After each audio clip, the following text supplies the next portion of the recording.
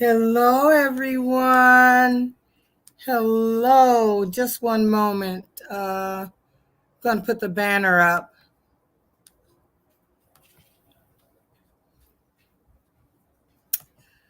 Thank you. I didn't expect anyone to come on. I'm so pleased.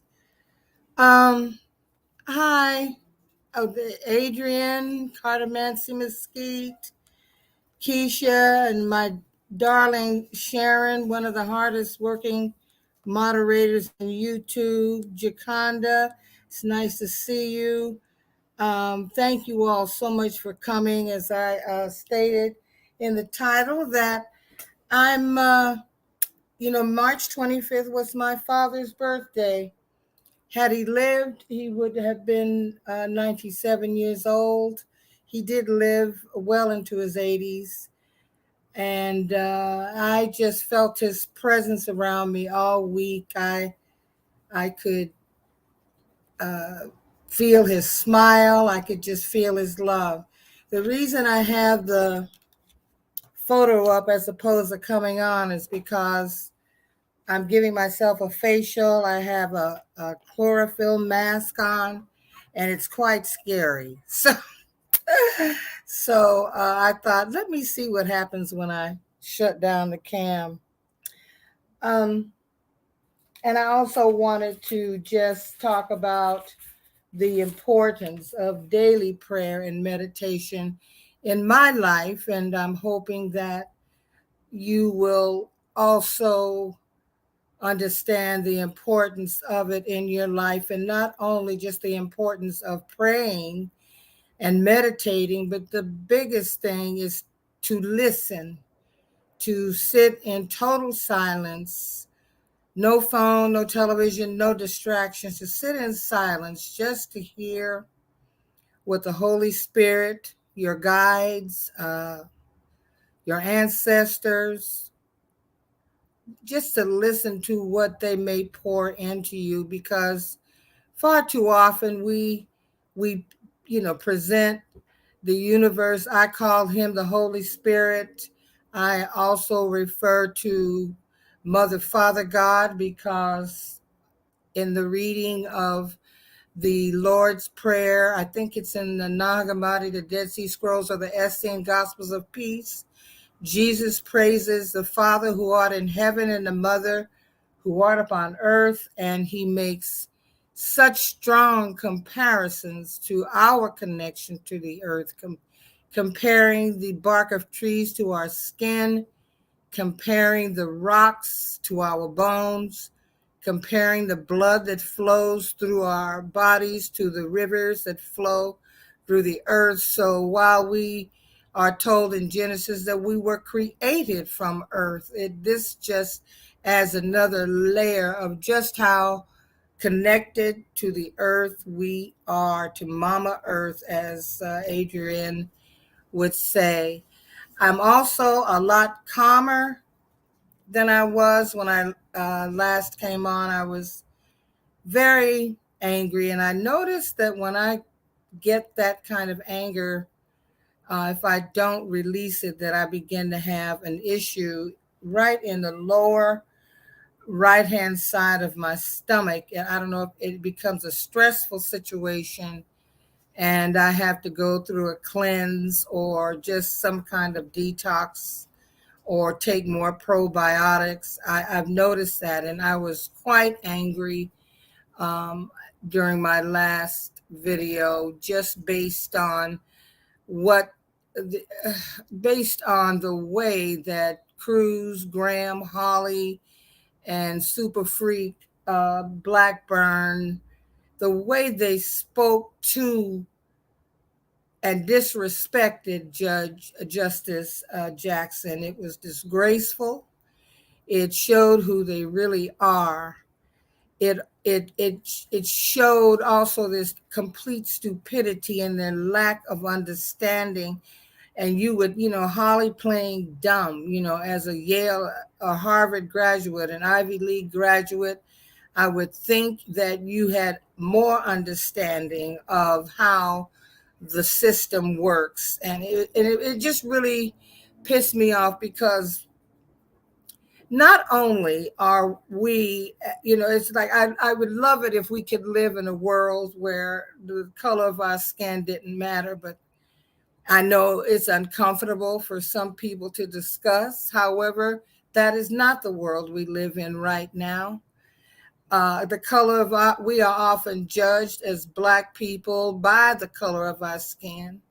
And though Dr. King had the dream of being judged by the content of our characters, we're not always afforded or even given that kind of grace. We are looked upon and thought upon, the thoughts that the media, quite frankly, has spread around the world. We are, if you're Black, you have to be lazy, uneducated, a pimp, a hoe, always trying to get over on the system, et cetera, et cetera. So no matter how decent, respectful, how educated, how articulate you might be, you're not always viewed or treated with the same respect that white counterparts are. And frankly, within corporate America, Black women face it all the time. I can't tell you how much. Once I got my paralegal certification, I began as a legal secretary because at one point I was considering going to law school, and that will lead me into the conversation about my father and the beauty that the beauty of his less just his talks with me have impacted me. But I can tell you how condescending people can be, how sometimes you even get these corny, fucked up jokes about Black women. I like my women the way I like my coffee, black and sweet. And it's like, you're not married to a Black woman, so that doesn't fly. But anyway, that was the reason I had to post that video. I thought about taking it down and making it private. Then I decided I would not. I'm going to leave it up as it is, because I know that I may have spoken what some people would not do on their videos. Um, it, it, it, it, because I do speak about the power of love, just the power of that emotion, the power of how powerful love is, because we're taught that God is love. I probably was showing any love that day, and I thought about it for a while, and I said they were trying to trigger her on a number of levels so that they could bring out that Black woman anger, or that angry Black woman label that has been attached to Black women. And all I have to say to that, I have a lot of reasons to be angry, if in fact that is true. However, I was encouraged and I cried when Cory Booker spoke with her, and he spoke life back into her. He spoke life back into the situation. The things he said to her were touching, and they did make me cry, because can you imagine being her parents and her daughters and her husband and having to listen to the attacks that were pushed upon her by these ignorant ass men. But I am here to talk about my wonderful father. My parents were together until death us do part. At the time of my mother's death, I think they had been married 60 years. And so I didn't know how blessed I was until I left to go to college. I didn't know how blessed I was to have two loving parents who were together, who demonstrated the strong family structure that I was blessed to have and grew up with. And much of it has to do with my father. I was indeed a daddy's girl. I love my mother to bits. There's no doubt about it. However, I was a daddy's girl. My father was a handsome man, dark chocolate, uh, very conscious of his appearance. I inherited the gap between my two front teeth from him.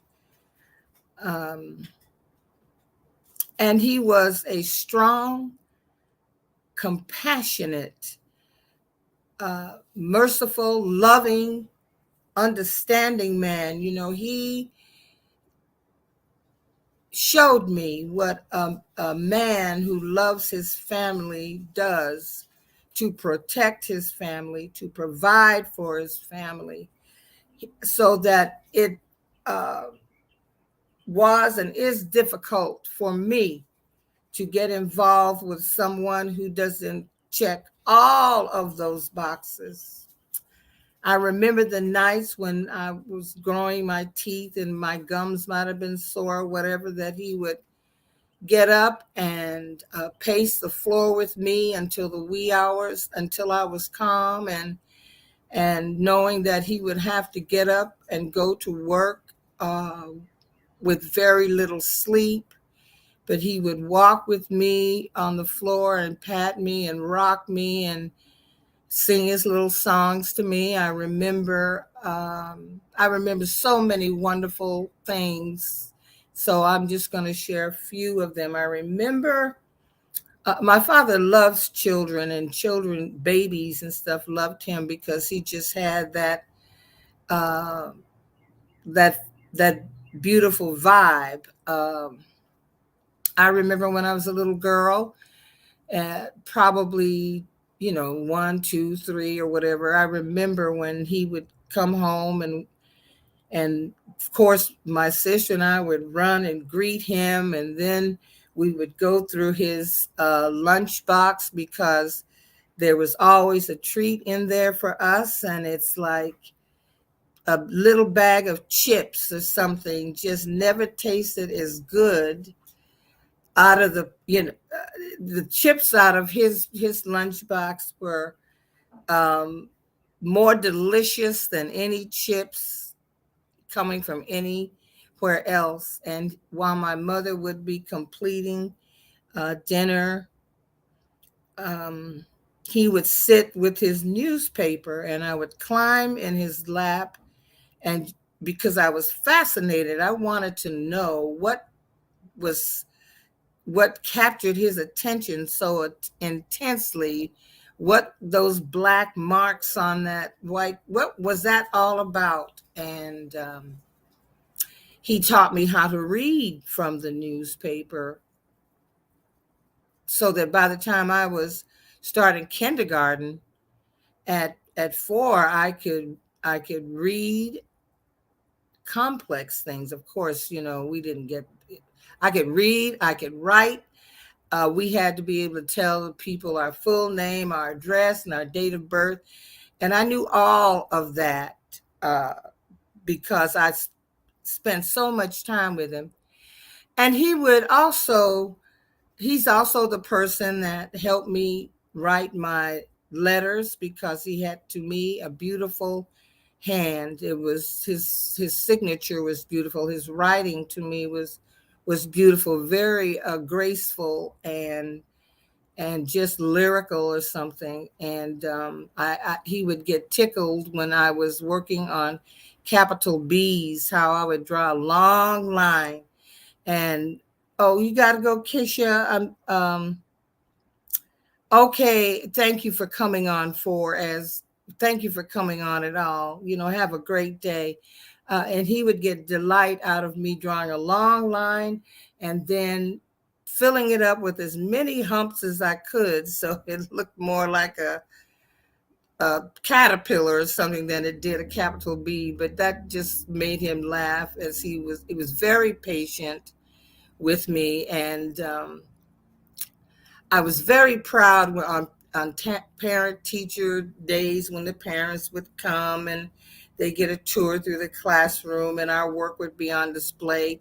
And I always got great marks on my uh, penmanship because I was very careful with it. And he, just the pride that I knew that he derived from just seeing that A or A plus on my paper, and hearing the good things the teachers had to say about me. However, it was during the time, civil rights time, and Black children weren't supposed to know things because there was a time when these teachers wanted to take me away to be tested, and my mother asked them, "Test me for what?" What? Why does she? What tested for what? What are you testing her for? So none of that ever came because my mother was beautiful and she was fierce, baby. Um, I remember when my father taught me how to ride a bicycle, and we would ride bikes together, and how he would get alongside me on the bike, and he would run with me to help me get some speed up, and then let me go and encourage me, telling me that I could do it or you're doing it. If I fell, of course, he was there to comfort me and take me in to clean up any scratches or accidents, scarred knees or whatever that I may have gotten. He was incredibly patient with me. Um, my mother used to tell me that your father thinks the sun rises and sets in you, so that when you do things that disappoint him, it really breaks his heart. And so I was a mischievous girl. I was far too bright for my age, and so that anything that I did that was out of order was planned. I always had a plan, only to find out there was a glitch in the plan when my ass got busted. He Even when he was correcting, he never raised his voice. He would sit and but you could tell it was really pissed when he would have you sit down in front of him and he was speaking in almost a whisper. You knew that you had really gotten on his wrong side and that the consequences would be dire. So I hated it when my mother would say, we would do something and she would end, and I'm going to tell you, Daddy. It was like, oh man, can the earth just swallow me up right now? Because I do not, he come in from a long day. I would imagine he didn't want to hear complaining when it came through the door. Um, but that was how we knew, my sister and I knew that he was really angry with us, is when he would sit us and he down and he would just speak to us in just this whisper. It kind of like felt like he was burning your skin off or something. It was pretty intense. Gosh, he was quite a man, quite a man. Um, I have fond memories of when how excited he was when he thought I was going to uh, go on to attend law school. But what was always there was the music. What was always there was this desire for me to, I loved it and I still love it. And I was singing all the time. And my mother would ask me, "Child, do you ever get tired of singing?" And then she would kind of chuckle. I would be singing right on. She said, "I guess not. I just love music. It is a comforter to me, and it's whenever I hear a good song and I get that chicken skin, as they call it in Hawaii, you would call it goosebumps. I know that song has kind of hit me right on a cellular level, and I make it a point to sing songs that have a message, that have strong lyric content, and just great music to go along with it. So music was always there. And there were times when I'd have a bad performance, be pissed, drunk, and I would call him up in the middle of the night.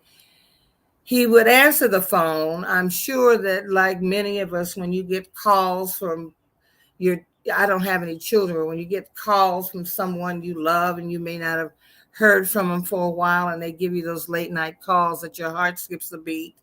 I don't think it was any different from him, but I would call him up, upset about the performance, and he would listen, and then he would tell me that to first of all put it behind me. It's done. You'll do better the next time. If you need to review what the music and check your performance, do so, but leave that behind you and move forward and do better. You'll do better the next time. And don't be so hard on yourself. Don't beat yourself up because perhaps tonight you didn't think you sounded as good, or maybe you didn't, but don't beat yourself up about it. Keep going. Don't give it up, because the one thing you have been consistent in is your pursuit of a career in this thing called music, your study, your just love of it. Don't give up, because it isn't an easy business at all. It's not easy. So understand you're going to hit some lumps and bumps. And I remember one of the last times he said, "Don't call me up at this hour of the night." And it kind of chuckled and, told me he loved me, and we'd get off the phone. Of course, there were probably several more of those kinds of calls, but he knew he had to be patient with me. My parents did punish us.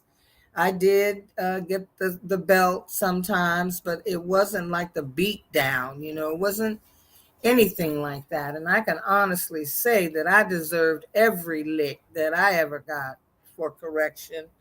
I disagree that it had, maybe we know the slaves were beaten and as a form of punishment, but I don't think that a loving parent who sometimes gives you a few whacks on the bottom or on the legs is abuse. I don't.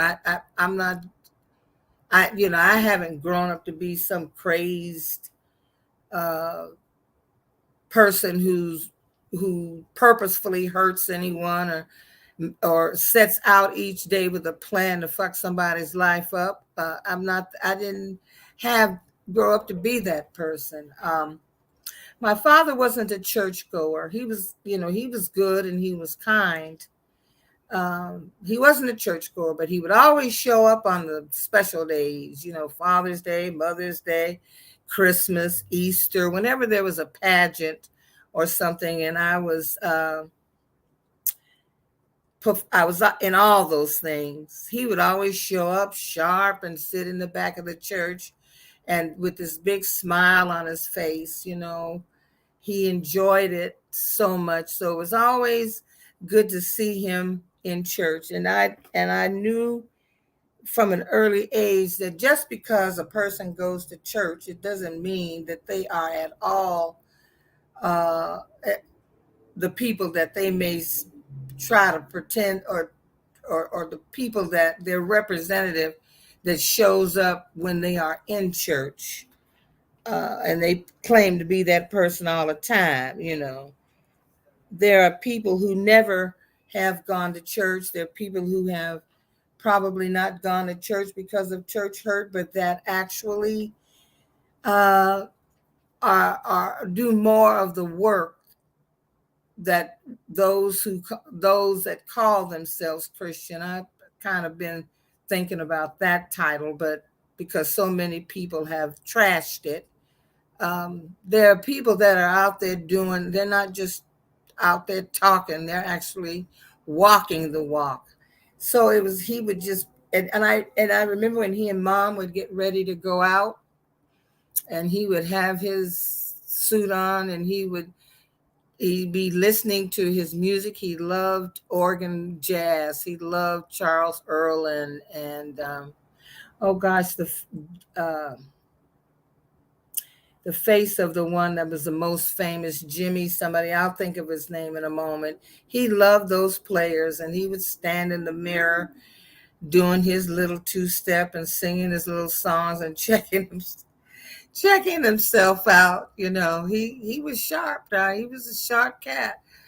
Um, and I found pictures of him as a young man. He was a darling. I mean, yes, he was good looking. I loved how he showed affection to my mother. They would show they would their affection for one another. And if I'm sure they had arguments, but they respected us as their children enough so that we never heard an argument. I never heard them have cross words, not in front of us. That's not to say that they didn't have arguments, but I never witnessed it. Yeah, you could probably sometimes get the chill feel the chill when my mother would come in and she didn't have, maybe she was cooking dinner and she didn't have a whole lot to say. But we never witnessed them having any kind of argument or disagreement at all. Um,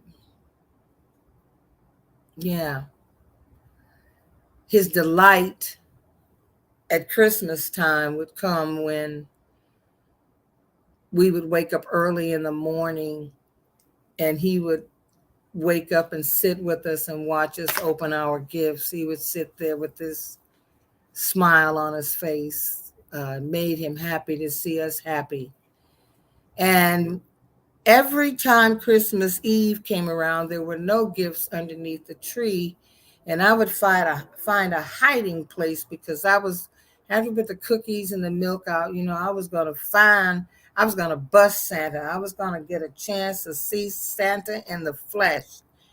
And each time I'd wake up on Christmas morning back in the bed, so he would find me in a hiding space and put me in bed, tuck me in, and then get up with us. He would hear us first, you know, squealing with the light and opening the packages and stuff, and he and mom would get up, and of course the first thing we would smell would be coffee, and he would sit there and just watch us.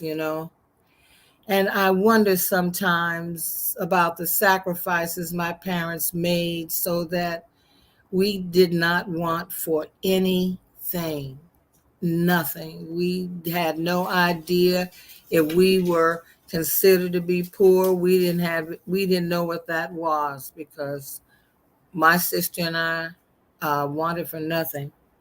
I do recall a time when I was with my father pre seatbelt, and I would just sit so close to him, and we were riding, and he was going through an intersection, and someone zipped in front of us, so that he had to stop suddenly, and he put his arm out to protect me, but the jolt was enough for me to go in and hit my mouth on the dashboard. And so ultimately, they had to go to the dentist, and they were baby teeth, and the dentist said that in time they were going to leave anyway, but that he would prefer that we just waited until these front teeth died, and he would just take them out. And it made my teeth look as if they were rotten, which they were not.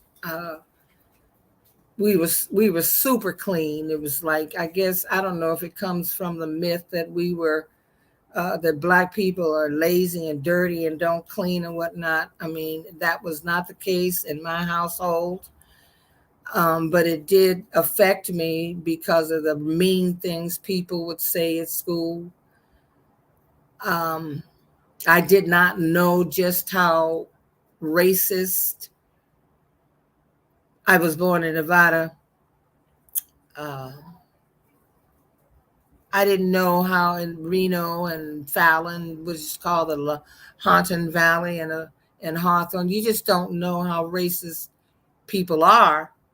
I've recently uh, seen how there's so many of the people within the state have backed Trump and were actually very active in the stop the steal bullshit, but there was a separation.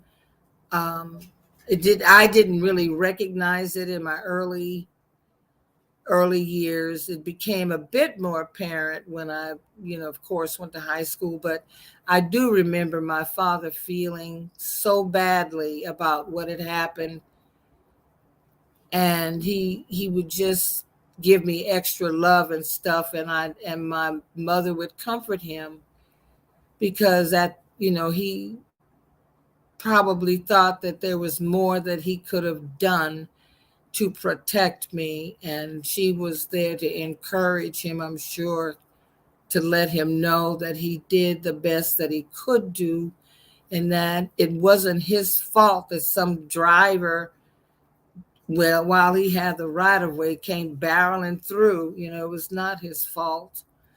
um yeah, Shannon was quite something.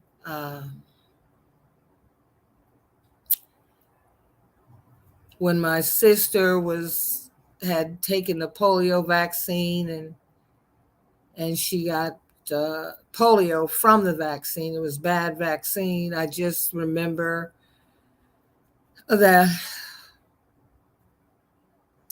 the concern that my parents had, because they had gone to an alleged specialist in Reno to have her for an operation that was to correct everything by this doctor removing the diseased bone and replacing it, with a prosthetic. But instead, he removed the bone, the good bone.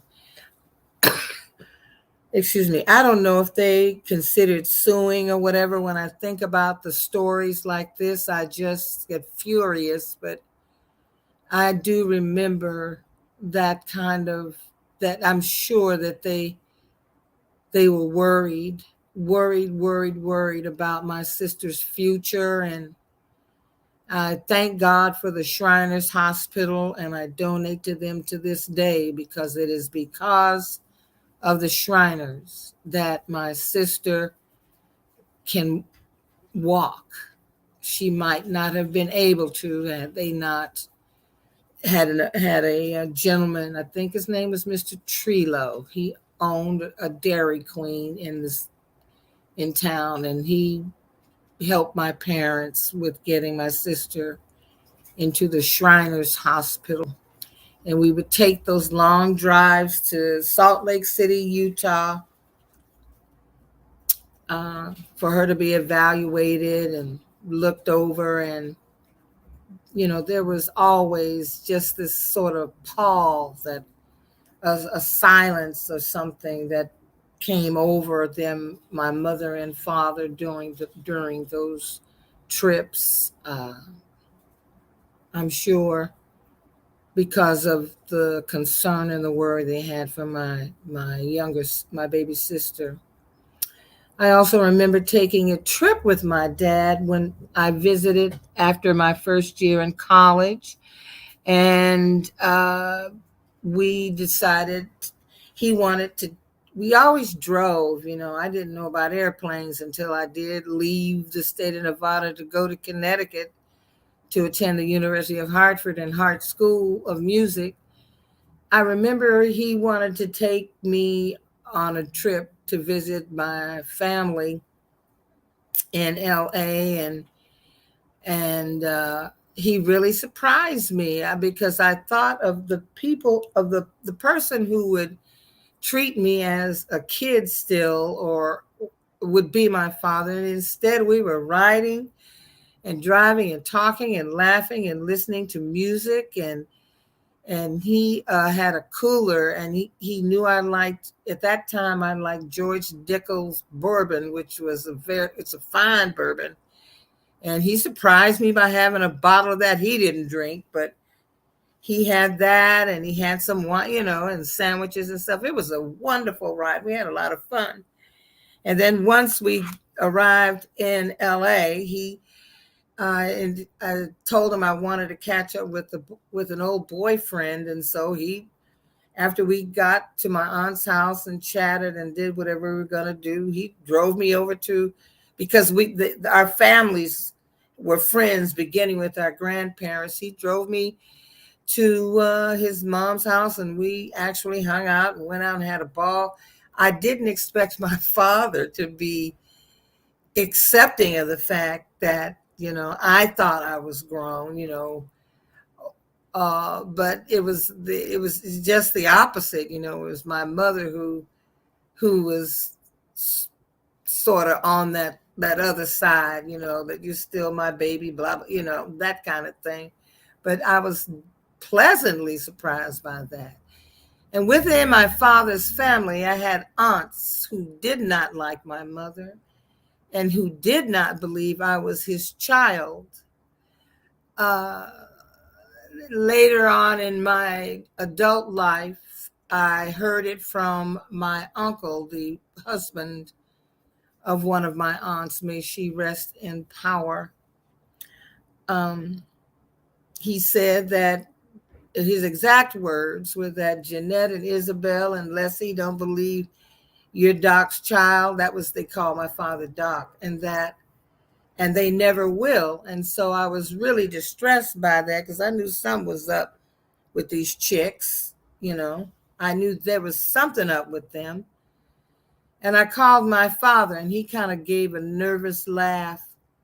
And he said, "Oh, they still believe that?" I said, "Well, yeah, apparently they believe it. I guess because once my mother was a few months on, he had to go to fight, he was drafted to go fight the war, and there are letters within a baby book that my mother had for me, the one with the lock of hair and the announcement of your birth and everything. And my father wrote me letters, beautiful letters, because he did not see me until after he returned. He hadn't met me. And so I guess these bitches sat around and started counting on their fingers, and the math didn't add up for them. So they just plus they did not like my mother. And that became apparent to me. And because I resemble her so strongly and have this sort of strong will, that might have had something to do with what they thought of me, and how in retrospect some of the way they talked to me or treated me. So my father said to me,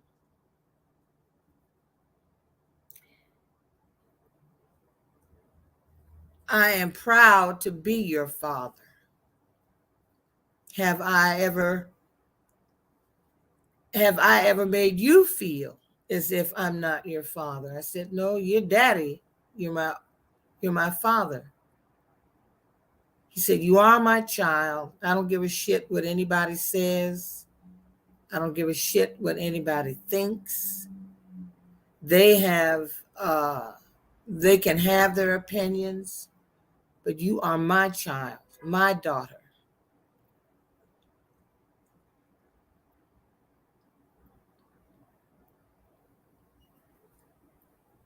And he said, "I love you with a love that I can't even explain. And that when I met you, the way you grabbed my finger," said, "that was the strongest handshake I'd ever had." You know how tight babies, uh, how tightly they can grip your hand. They're strong, So when I addressed it, of course, they wanted, the aunt that I loved dearly and still love very much. I was surprised by that. I was surprised at her husband would say that, or that she thought that. Surprising her. So when we addressed it in my adult years, of course, they wanted to walk it back and act as if it wasn't so, because I shared it with my cousin, who is my Aunt Jeanette's daughter. And she was my cousin, my ace coon was furious. Excuse me. She was furious and took it right to her mother, because she had, kind of mistreatment because she was dark skinned. I mean, really dark and beautiful. Their skin color came from her father's side of the family. And my aunts were pretty color struck because all the boys, all my uncles were brown skinned to chocolate, and all the girls were very fair skinned with light hair, with freckles. I mean, and so I had one aunt who very much was into, who was color struck, very much into skin tone. So of course that got walked back, but I've had an opportunity to address it in kind of a more public forum because my uncle had a church, and he still does, and they would have a testimony portion of the service. And I got up and I addressed it. I began by saying that I recently found out that my father's sisters, my aunts, don't believe that I'm his child. However, I'm comforted in knowing that if I am, even if I am not, he never demonstrated or treated me any differently than any loving parent would ever treat their child, that he and my mother are together. They're still loving. They're still strong in their relationship. And that if he is not my father, then I can only say that he has demonstrated what unconditional love means in terms of how he loves his wife and how he loves me. And it's unfortunate that people who call themselves Christians aren't able to demonstrate those same traits. My father told me how much he loved me, and I know how much I love him. And so I want you all to know that it doesn't matter to me what you think. What matters to me is what my father thinks and how he feels about me. And I really hope that your children will be able to stand and say the same things about you someday. Needless to say, that was a clutch the pearl moment in the church, people gasping and shit, But hey, I felt like it was my time to address it. I was an adult. And it was my time to speak to them as an adult. Yeah, so I just wanted to just give, like, I guess, a tribute or a remembrance or something of Shannon D. Harnage, my father, whom I thought was the tallest man and the most handsome man and the richest man in the world, until I became an adult and realized he probably hit 5'8" if he hit that. But to me, he was a giant in my life.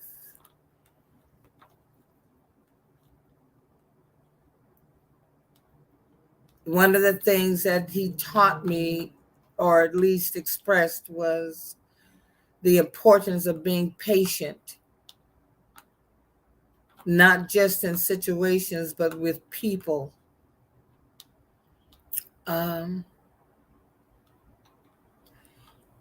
He also spoke to me about holding my peace, that every situation didn't warrant me having something to say, even though, I slip and have slipped many times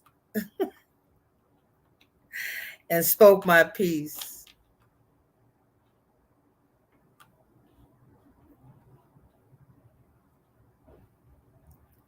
But I wanted him to know, because I know he's with me in the spirit, how much I love him and miss him and miss his smile and miss his hugs, miss his words of comfort, encouragement, and wisdom, his patience.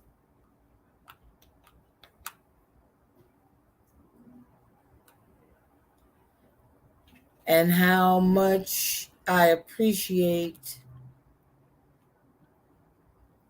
his demonstration, for lack of a better word, of love for his family, and what a real man does for his family and loved ones. Thank you, Daddy. Thank you.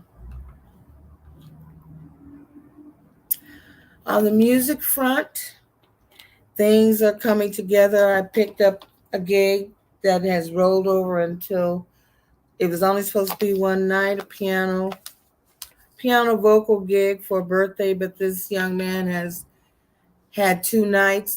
That was my reason for not showing on Thursday. I got the call sort of late, and to be quite honest with you, I forgot that I'd even scheduled a show with Johnny on Thursday, and I know he gets ticked if you don't keep your appointments. I hope that he will forgive me for that. It wasn't something intentional. It's just that I was excited about getting the gig and had to get ready right away and, and rehearse. And it was all happening very quickly, but it has rolled over into last night and tonight, which is good.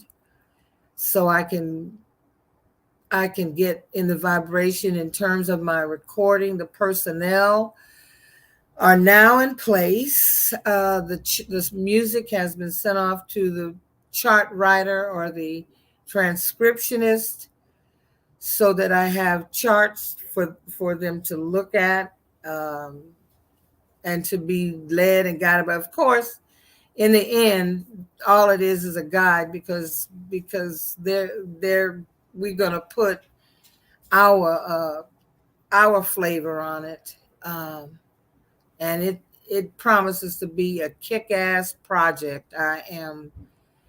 I'm very excited. Now, in terms, I want to speak to you about prayer and meditation, because it is so very important, especially now. I think more people started to seek comfort, seek the spirit, seek peace within these last 4 or 5 years, because the Orange Menace he brought about, he just opened Pandora's box and told anyone and everyone that no matter, if you're just you hateful, you hate anybody who isn't your color, that it's all right not only to feel that way, but it's all right for you to demonstrate it out loud. And that has affected the nation as a whole. It has affected the world, and it certainly has bled over into the politics.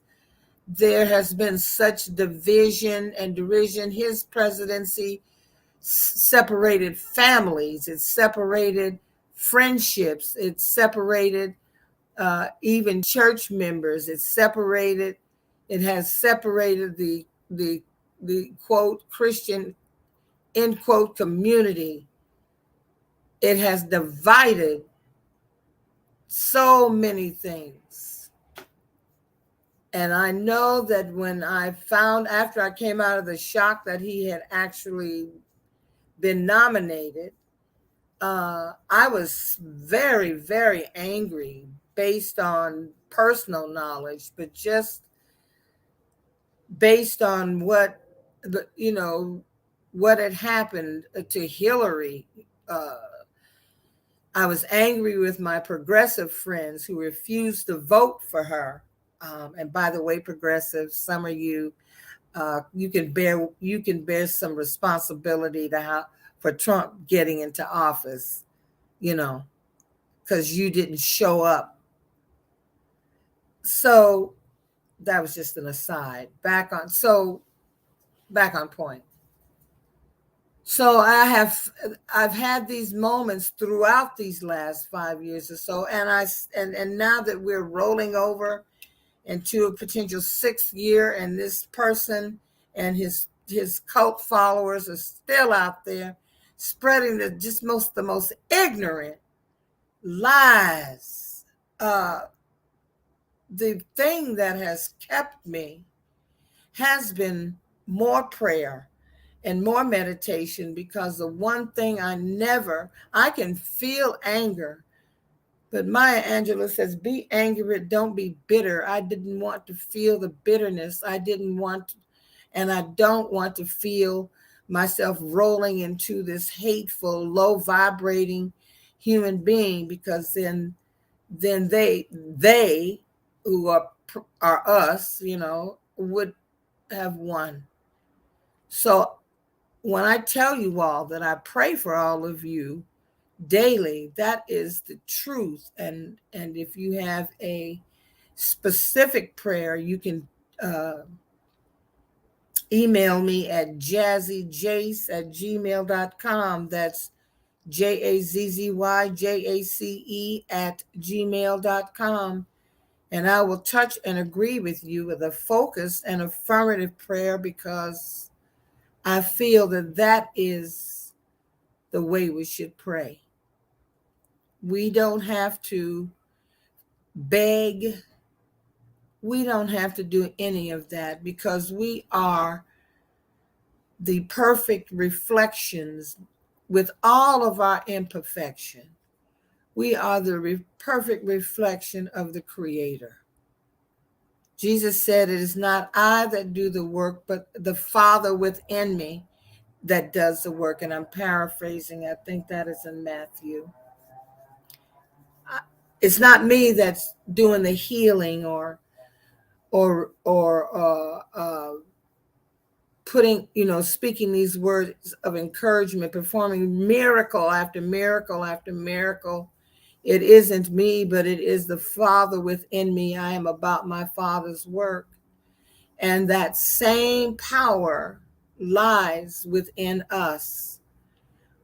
We have been bamboozled by evangelicals and pastors and church people and alleged Christians. We have been bamboozled into thinking that God is separated from us, when in Joshua chapter 1, I want to say maybe about verse 4, he says, I will never leave you nor forsake you. And how can the Creator, who breathes his spirit into us, his life force into us, how can that ever leave us? That in the human body, that only leaves us when our spirit is released, because spirits don't die. The body, we flee from this meat cage, And in your prayer, in my prayers, I really enjoy praying for others. It's called intercessory prayer, where you pray for those who feel hopeless and helpless. Because let's face it, when you're in a situation of sickness or concern and worry about money or whatever, which so many of us think about when we're in that position, of course, you find it hard to pray. And even more so, you find it difficult to give praise and thanksgiving for what is, that whenever we receive news that's bad news about sickness or about, a situation, we immediately give the power to the situation rather than acknowledging the power within us to overcome this thing, the power within us that we can meet anything with the expectation that there is some good there, that there is something wonderful there. And I speak to you. As I speak to you, I speak to myself because I have done it. And I don't know, I can't promise you that I won't do it again. That upon receiving some unpleasant news, however it is, that the first thing I do is worry, which is infusing doubt into the power that lies within us, the power of that infinite wisdom, the infinite creator.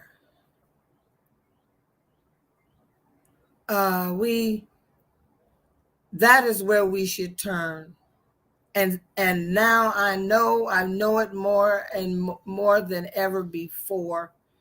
I become stronger and stronger. I've always been involved in church, and it caused me to study.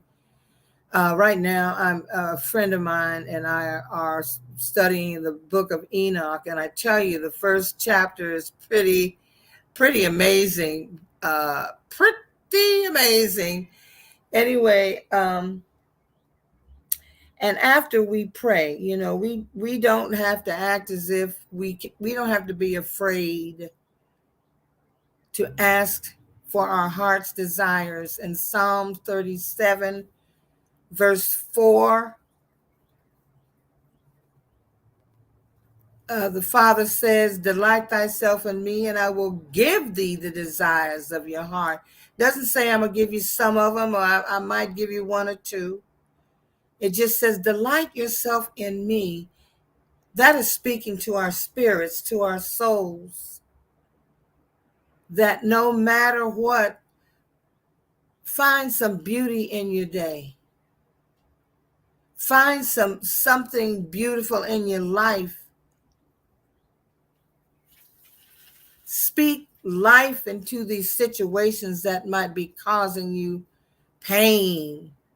I mean, there are people, Dr. Wamsa, who is the gentleman who has been that we study, translated by the Bible from the original Aramaic into English, said that in his village, I believe he lived in Syria, which was called Assyria in the Bible, that everyone in his community didn't know anything about sickness until Western influence came. That when somebody didn't feel good, they would go to the shaman, they would go to the holy man, and he would heal them with prayers and herbs and elixirs and prayers, more prayer, that they didn't know sickness.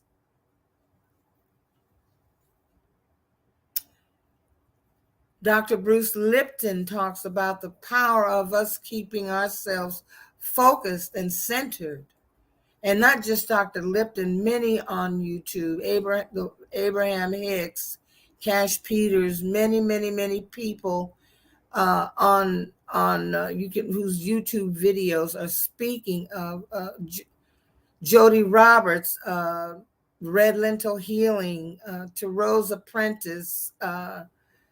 They all come with a message of ultimately the power is within us to call on peace. The power lies within us to work from love, because each day we wake up, we expect to be loved unconditionally. Frankly, there's been a lot of talk about aliens, and I think, frankly, we're all aliens. And that may be the biggest lesson we need to learn is how to love you one another as I have loved you. And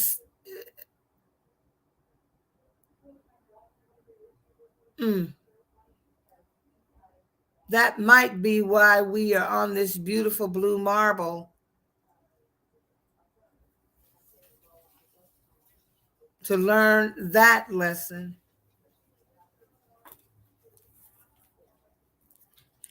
So I want you all to incorporate that. Keep telling you that alone time. Incorporate that time where you can spend it nourishing your strength. The joy of the Lord is my strength. I want you to spend some time for yourself, because you can't, especially as women, you can't run on empty. You just can't. You can't run on empty.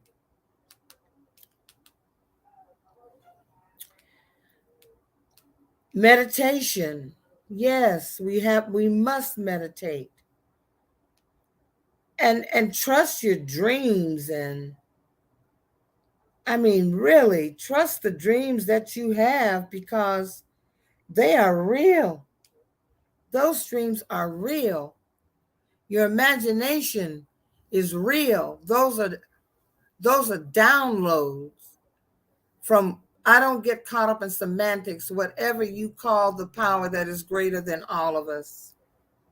The one that causes the sun to rise and set and brings the moon up, and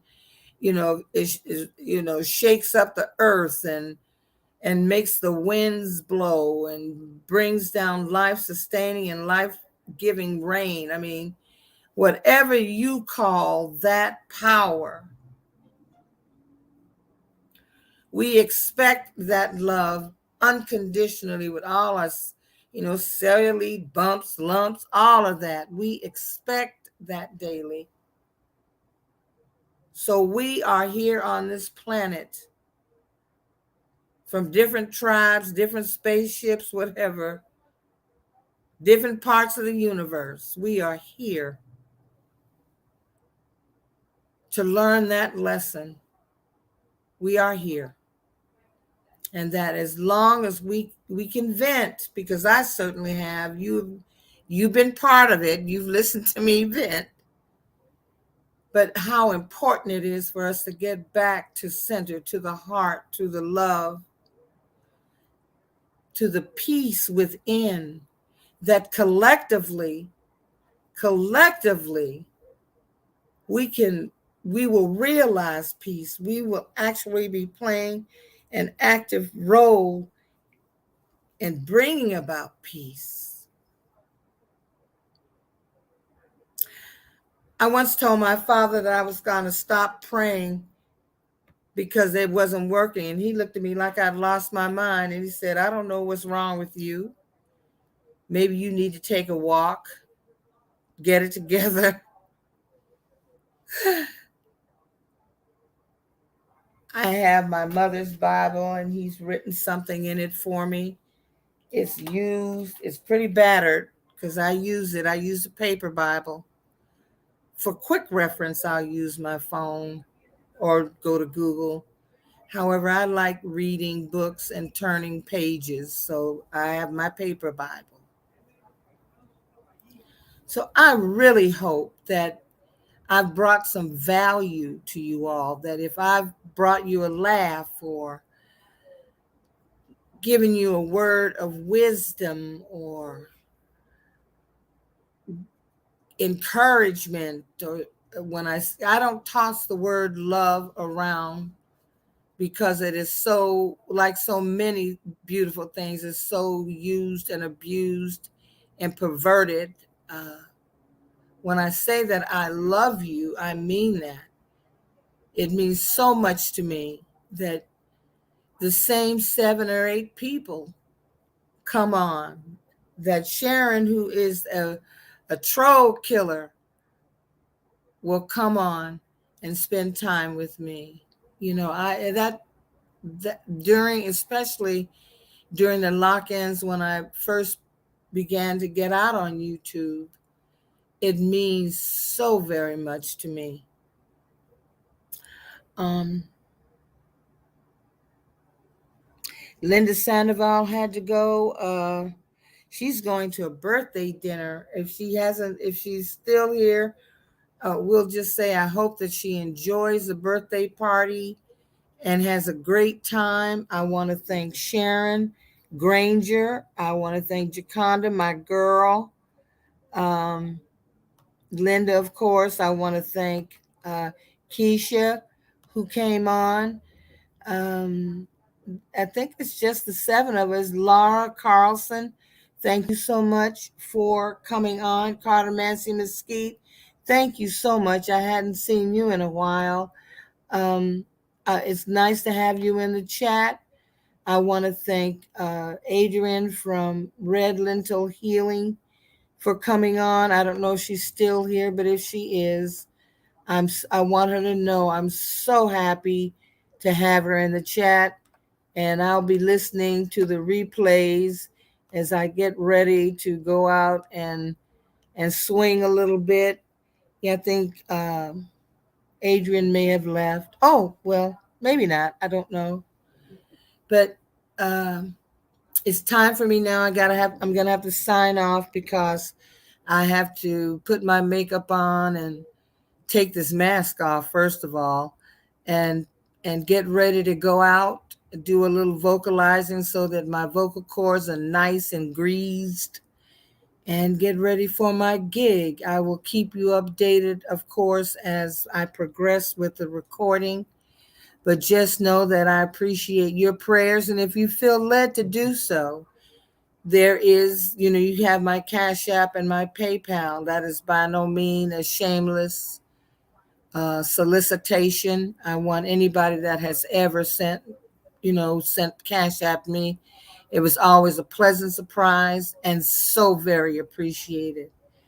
In the meantime, ladies, I don't know who's up tonight. I don't know if Johnny and Sienna, Adrian, and Tony from Shining Hawk. I don't know if they have something planned tonight, but I'm sure we can, you can not troll, but you know what I mean. You can scroll through to find out what they're doing.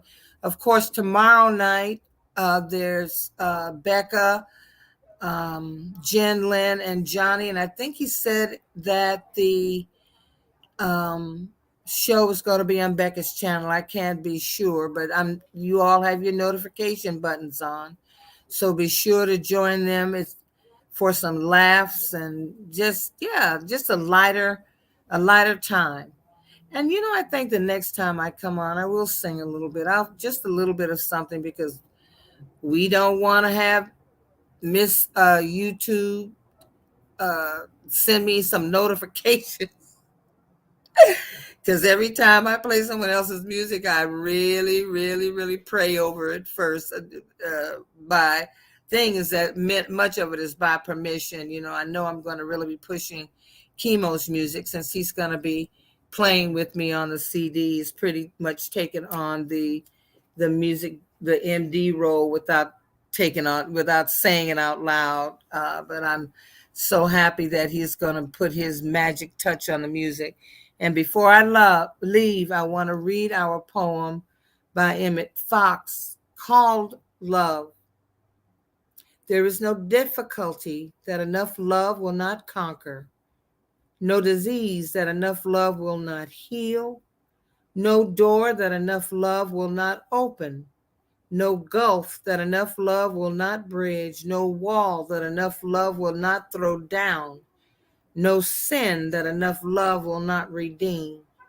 It makes no difference how deeply seated may be the trouble, how hopeless the outlook, how muddled the tangle, how great the mistake. A sufficient realization of love will dissolve it all. If only you could love enough, you would be the happiest and most powerful being in the world. I love you, Daddy, and I love you all. So until the next time, enjoy your evening.